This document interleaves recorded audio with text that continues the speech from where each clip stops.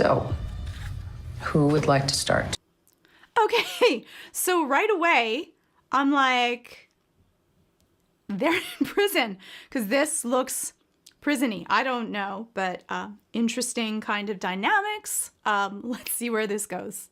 Hi, I'm Georgia Dow and I'm a psychotherapist, and right now I'm going to do a reaction video, which I'm so excited about, to a trailer that Renee just sent me, The Falcon and the Winter Soldier.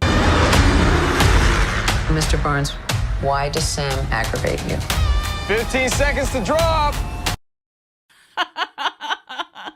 Oh, I like this a lot. This is great. I do sometimes have people that work together or friends that come in because they're having a problem between each other. But let's kind of go into why they're being bothered to it. So this can actually happen.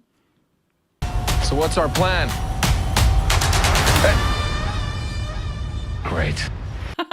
So the interesting part is that, like, when you're working with people, this is true. Like, when you're working with people, the personality of the person that you're working with can cause an immense amount of work grief.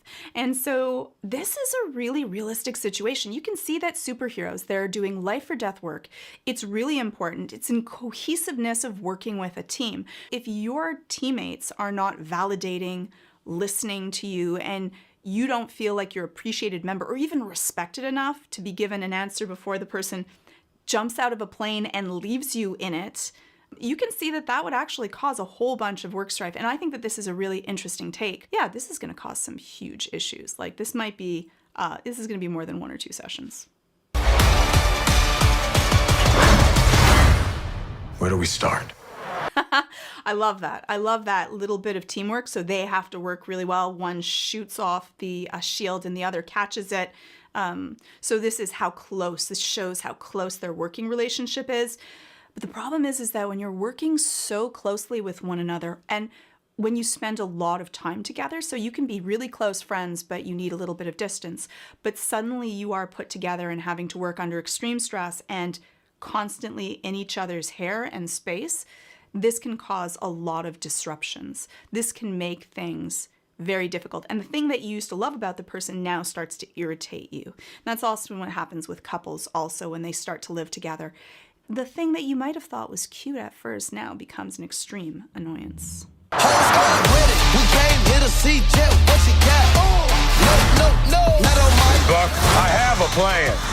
Oh yeah? What is it? Is you ready? Here we go again, huh? Okay, so you can see the frustration to it. I have a plan. But when we talk about communication, like, he's not really addressing the fact that I feel left out of, because like the what is it, and that, like, in a, you know, when we go through couples therapy or relationship therapy, you can hear the frustration in someone else's voice. He's saying, you know what, I don't feel like you've actually shared it or care enough or respect me enough to be able to share it. And so that dismissive, I have a plan, would be one of the first things that we work with in this relationship is, how do you communicate? How do you deal with disagreements so that both of you feel at the end heard, validated, accepted, and respected? We've been grinding hard on the job. Can't take that from us. Are you ready? So sorry, it's interesting because while I'm watching this trailer, I'm thinking about how would I treat both of them together. Is actually I would have them role play in session what to do when they're going through these stressful situations. And this is what happens really well in the military. That's why they break you down and build you back up so that you end up relying on your teammate. This becomes your family. And so it's really an interesting thing, but you would need to have this practice so it becomes muscle memory and you're not angry or frustrated in the middle of the fight, which is the last thing you want to have, because a fraction of a second of that, like, I'm feeling angry at you, and that little tiny pause could mean that someone's going to get hurt. That little girl kicked your ass.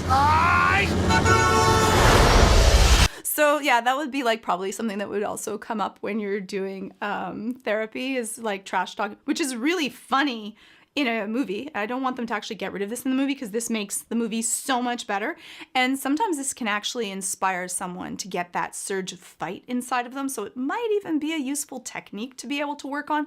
But usually what I say is, you really, especially when the chips are down, you don't want your partner to give little tiny cheap shots. What you say during these periods of time, you're going to remember, so that's probably going to come up at a later point. See? That wasn't so hard. Are you ready? Is you ready? Ready. Okay. You say you ready. What are you doing? Whole squad ready. Ready. Are you having a staring contest? Are you ready? Ready. Is you ready? Just blink. Okay.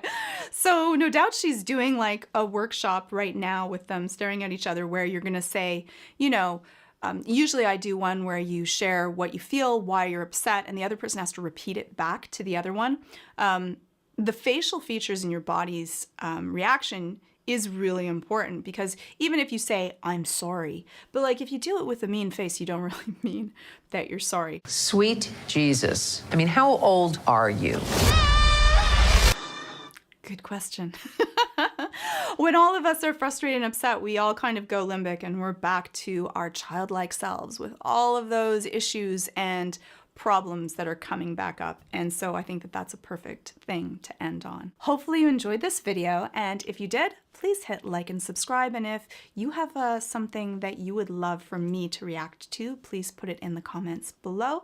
Thank you, Renee, for sending me this one, and check out my next video.